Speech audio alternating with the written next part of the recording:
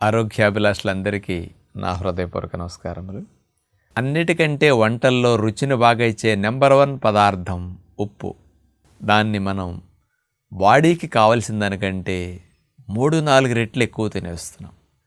మీకు అనేక రకాల దీర్ఘ రోగాలు రావటానికి, వచ్చిన జబ్బులు పోకుండా ఉండటానికి, మందుల సంఖ్య, హాస్పిటల్ సంఖ్య తిరగటం, వాడకం పెరగటానికి, క్యాన్సర్స్ లాంటి దీర్ఘ రోగాలు రావటానికి నెంబర్ 1 శత్రువు లాంటిది ఉప్పు. అలాంటి ఉప్పుని మనందరం తెలుసో తెలియకో అంత ఎక్కువ వాడేసి చేజేతులా సమస్యలు కొనుక్కుంటున్నాం. ఎవరో కూడా ఉప్పును పూర్తిగా మానేయండి అని చెప్పట్లేదు, నేను ఒక్కడనే మానేయమని చెప్తాను. అందరూ కొద్దిగా తగ్గించండి అని చెప్తున్నారు. కనీసం మీరు మానేయకపోతే 80% అన్నా సాల్ట్ వాడకం తగ్గించేసుకోండి. ఎందుకు ఉప్పు తగ్గించాలి లేదా ఎందుకు ఉప్పు మానేయాలి అనే విషయాన్ని కనుక గమనిస్తే, మన ఋషులు ఏనాడో ఇలాంటి ఉప్పు యొక్క నష్టాన్ని గ్రహించి, ఉప్పును ఎక్కువగా వాడితే మన శరీరానికి ఎంతో హాని కలుగుతుందని గ్రహించి, ఈ సైన్సులు, సైంటిస్టులు, డాక్టర్లు, వైద్య శాస్త్రాలు డెవలప్ అవ్వక పూర్వమే మనందరినీ ట్రాక్లో ఆరోగ్యకరంగా ఉంచేటట్టుగా కొన్ని హెచ్చరికలు జారీ చేశారండి. అవి వింటే మీకు ఆశ్చర్యం వేస్తుంది. ఉప్పు గురించి మన ఋషులు ఇచ్చిన డైరెక్షన్ ఏంటో తెలుసండి? మనకు ఆచారాల్లో సామెతల రూపంలో వాళ్ళు ఎలా సలహాలు సూచనలు అందించారో తెలుసా? ఉప్పు తింటే అప్పుల పాలవుతావు అన్నారు. ఒక్క ముక్కలో చెప్పాలంటే అప్పుల పాలేంటి అనొచ్చు. ఉప్పు తినటం వల్ల మీకు వచ్చే జబ్బులకి, మీకు కలిగే అనారోగ్య సమస్యలకి మీకున్న డబ్బులు చాలవు, మీ జీవితం అప్పుల పాలైపోతుంది. అంటే గంజాయి తాగితే అవుతావు, సిగరెట్ తాగితే అవుతావు అని అల్లా, ఉప్పు తింటే అప్పుల పాలవుతావు అన్నారు. అంటే అంత ప్రమాదమైంది సాల్ట్ అని హెచ్చరించడానికి ఆ ఘాటైన స్లోగన్ని ఉప్పు తింటే అప్పుల పాలవుతారు అనేది పెట్టేశారు. రెండవది, ఉప్పు మనిషికి చాలా చెడు చేస్తుంది కాబట్టి ఆ హాని కలిగించే, మనుషుల జీవితాలని నాశనం చేసే సాల్ట్ని మన చేత్తో ఎవరికి ఇవ్వకూడదన్నారు. ఎదుటివారికి హాని కలిగించేది మనం ఇవ్వకూడదు కదా, ఇవ్వం కదా. మరి ఎదుటివారు ఎవరైనా హాని కలిగించేది ఇస్తే మీరు పుచ్చుకుంటారా? దోమట వెళ్ళేవాడు ఎంత గంజాయి, ఇదిగోండి నేను గంజాయి నా దగ్గర ఉంది మీకు ఇస్తానని ఇట్లా అంటే మీరు తీసుకుంటారా? మీరు ఎవరికైనా ఇస్తారా? ఇవ్వరు. ఎందుకు? అంత చెడు అని తెలుసు, అది నేరం అని తెలుసు, అది అంత ప్రమాదం అని తెలుసు. కానీ ఉప్పుని ఎవరికి చేత్తో ఇవ్వద్దన్నారు, ఎవరిచ్చినా చేత్తో పుచ్చుకోవద్దన్నారు. ఎందుకంటే అది మన చేతులతో మనం అట్లా హాని కలిగించేదని ఇవ్వకూడదు, ఎవరిచ్చినా మన చేత్తో పుట్టుకోకూడదు. అందుకని అక్కడ పెట్టేస్తారు. కావాలంటే నువ్వు తీసుకోగలరు, నేను మాత్రం నీ చేతికి ఇవ్వను అంటారు. ఈ ఆచారం ఇప్పటికీ కొనసాగుతున్నది. శని పోవాలంటే మనిషికి ఉప్పు తీసేయమంటారు. అంటే మనం ఏదో శని పోవాలంటే దిష్టి తీసేసినట్టు ఇట్లా తీసేస్తాం. శని పోవాలంటే తీసేయాల్సిన ఉప్పును లోపల నుంచండి, బయట నుంచి కాదు. అందుకని లోపల నుంచి ఉప్పు తీసేయమంటే మనం లోపల నుంచి తీసేయలేక బయట నుంచి తీసేస్తున్నాం. ఇంకోటి, ఆ ఉప్పుకి ఎంత నీచ స్థానం ఇచ్చారు అంటానికి, ఇంట్లో కూడా ఉప్పు పెట్టకూడదని ఒక ఆచారం పెట్టారండి. అందుకని పూర్వం రోజుల్లో ఉప్పుని కుండలో భద్రపరుచుకునేవారండి.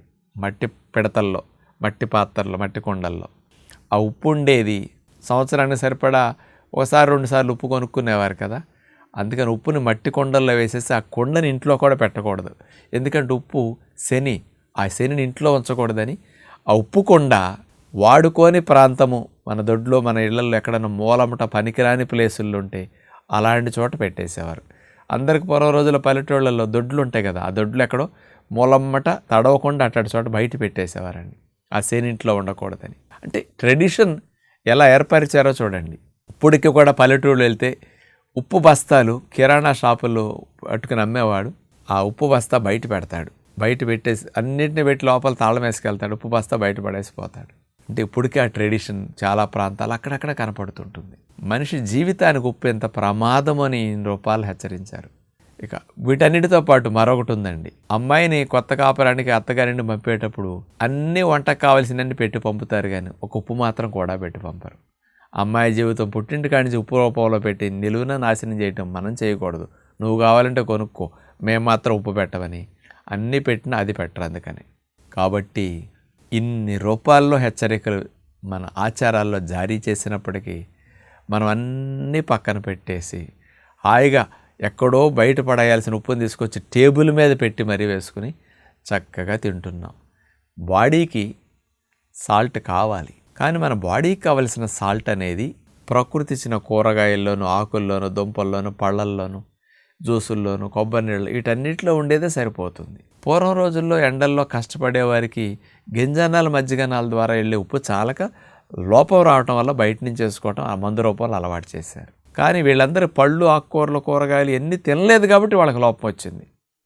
గింజానాలు, మజ్జిగానాల ద్వారా చాలలేదు కాబట్టి వాళ్ళకి ఉప్పు అవసరం బయట నుంచి చేసుకోవటం. కానీ ఈ రోజుల్లో మనం ఎన్ని తింటున్నాం, చెమట పట్టట్లేదు, యూరిన్ ఎక్కువగా పాస్ చేయట్లేదు. కాబట్టి మనం తినే ఉప్పు లోపల ఎక్కువైపోతున్నది. మనం తినే ఉప్పు మోతాదుకి మించి చాలా ఎక్కువైపోయి బయటికి పోకుండా నిలవ ఉంటున్నది. ముఖ్యంగానండి వైద్య గ్రంథాల్లో ఎన్నో సంవత్సరాల క్రితం రాసిన ఓల్డ్ గ్రంథాలే కదా ఇప్పుడు కొంత ఫాలో అయ్యేది. మనం 5 గ్రాములు ఉప్పు మించి తినకూడదని రాసి ఉంటుంది. 5 గ్రామ్స్ అంటే ఒక టేబుల్ స్పూన్ ఉప్పు, ఇంత స్పూన్ ఉప్పు. పంచదార సీసాలో పెట్టే స్పూన్ ఉంది, ఆ స్పూనుడు ఉప్పు మించి తినకూడదని ఉంటుంది. మనం ఇప్పుడు రోజు మొత్తం మీద 3-4 స్పూన్లు ఉప్పు తింటున్నాం, అంటే 15-20 గ్రాములు ఉప్పు తినేస్తున్నాం. అందుకని ఇంత ఎక్కువ ఉప్పు తినటం, నీళ్లు తాగకపోవటం, చెమట పట్టకపోవటం, లోపల ఉప్పు పేరుకుపోవటం. ఈ మధ్య ఎక్కడ పడ్డ క్యాన్సర్స్ అని విపరీతంగా వినపడుతున్నాయి. దానికి ఉప్పు కూడా డైరెక్ట్ సంబంధం ఉంటుందన్నమాట. ఉప్పు ఎక్కువగా వాడటం వల్ల క్యాన్సర్ వస్తుంది, రక్షణ వ్యవస్థ గాడి తప్పేస్తుంది. సాల్ట్ వల్ల ప్రేగుల్లో గుడ్ బ్యాక్టీరియాలు చచ్చిపోతాయి, సాల్ట్ వల్ల బ్యాడ్ బ్యాక్టీరియాలు పెరిగిపోయి రక్షణ వ్యవస్థ కంట్రోలింగ్ తప్పి ప్రేగుల నుంచి బాడీ అంతటా కంట్రోలింగ్ సిస్టమ్ ఉంటుంది. అది దెబ్బతింటం వల్ల అద్దు ఆపు లేకుండా పెరిగిపోతాయి క్యాన్సర్ కణాలు. కాబట్టి అలాంటి ప్రాణాంతకమైన సాల్ట్ గురించి అటెన్షన్ పెట్టండి. ప్రపంచంలో ఉప్పు నూనె వాడకుండా వంటలు చేసుకునే ఫస్ట్ విధానం మనం అందిస్తున్నాం. యూట్యూబ్లో ఫస్ట్ యూట్యూబ్ ఛానల్ ప్రపంచంలో మంతెనాస్ కిచెన్, మంతెన అఫీషియల్. ఉప్పు నూనె లేని వంటలు 1000 ఎపిసోడ్లు మీకు అందులో ఇవ్వటం జరిగింది.